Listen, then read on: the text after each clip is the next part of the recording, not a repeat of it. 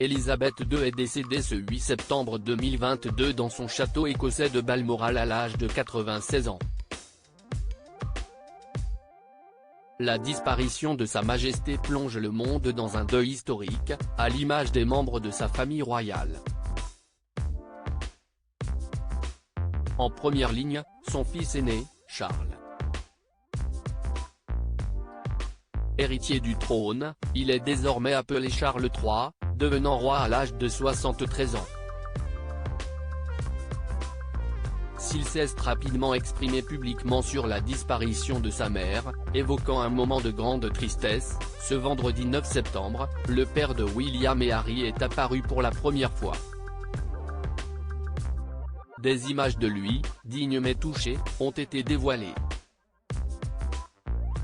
Le roi Charles III doit s'adresser ce vendredi aux Britanniques et répondre, dans l'un des premiers actes publics de son règne, à l'immense émotion suscitée par la mort de sa mère la reine Elisabeth II au-delà des frontières de son royaume, comme le rapporte la. CST. Une période de deuil national qui s'ouvre au Royaume-Uni et ce jusqu'aux funérailles de la monarque, qui devraient avoir lieu dans une dizaine de jours.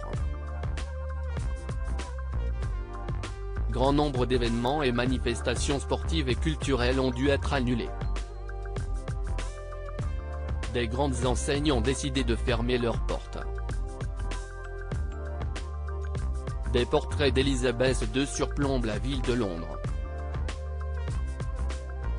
Son épouse Camilla elle aussi ébranlée, après la nuit à Balmoral à 73 ans, le nouveau roi Charles III succède à Elisabeth II mais avec une popularité bien moins grande, et hérite d'un royaume frappé par une crise économique majeure.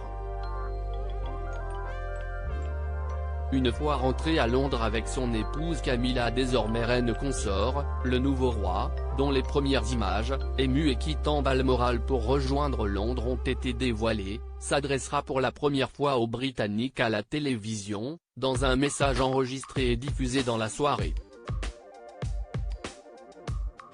Il sera proclamé roi demain, samedi 10 septembre, à 10 h, heure locale, soit 11 h en France, au palais de St James. Camilla Parker Bowles semblait elle aussi très émue, après cette nuit passée dans le domaine écossais de la monarque.